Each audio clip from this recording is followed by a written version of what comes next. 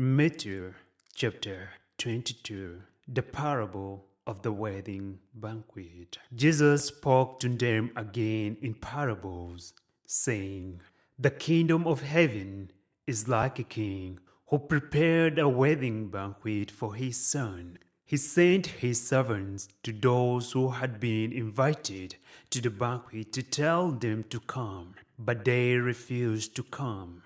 Then he sent some more servants and said, 'Tell those who have been invited that I have prepared my dinner, and my oxen and fattened cattle have been slaughtered, and everything is ready. Come to the wedding banquet.' But they paid no attention and went off, one to his field, another to his business. The rest seized his servants, ill-treated them, and killed them. The king was enraged. He sent his army and destroyed those murderers and burned their city. Then he said to his servants, 'The wedding banquet is ready, but those I invited did not deserve to come. Go to the street corners and invite to the banquet anyone you find.' So the servant went out into the streets and gathered all the people they could find, both good and bad. And the wedding hall was filled with guests.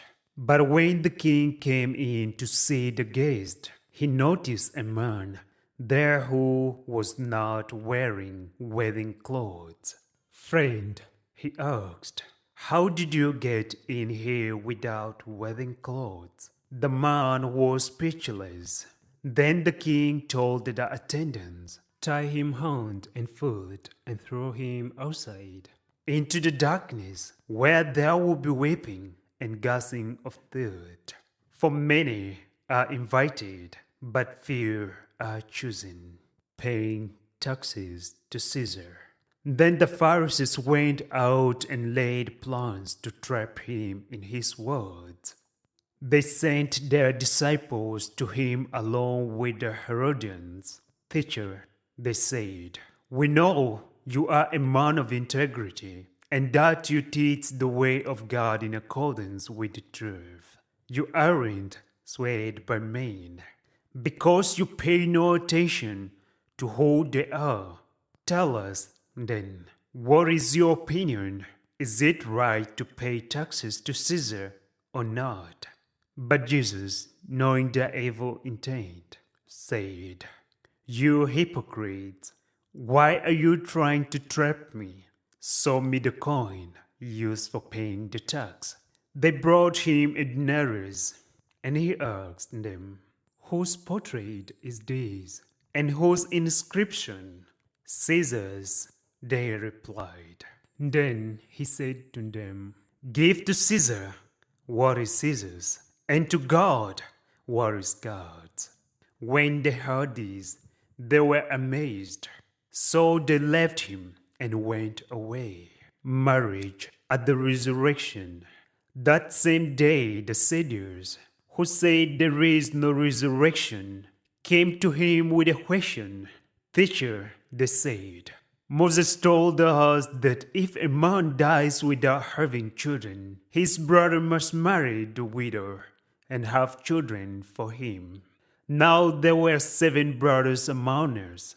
The first one married and died, and since he had no children, he left his wife to his brother. The same thing happened to the second and the third brother, right on down to the 7th. Finally, the woman died. Now, then, whose wife will she be of the 7, since all of them were married to her?' Jesus replied, 'You are in error, because you do not know the scriptures or the power of God. At the resurrection, people will neither marry nor be given in marriage. They will be like the angels in heaven. But about the resurrection of the dead, have you not read what God said to you?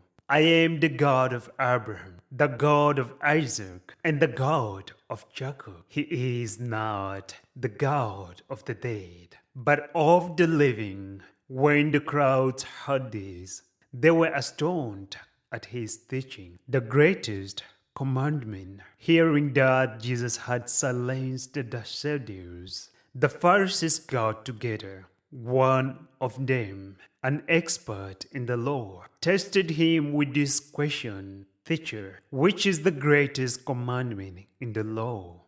Jesus replied, Love the Lord your God with all your heart, and with all your soul, and with all your mind. This is the first and greatest commandment. And the second is like it: love your neighbor as yourself. All the law and the prophets hung on these two commandments. Whose son is the Christ? While the Pharisees gathered together, Jesus asked them, What do you think about the Christ? Whose son is he? The son of David, they replied. He said to them, How is it then that David, speaking by the Spirit, calls him Lord?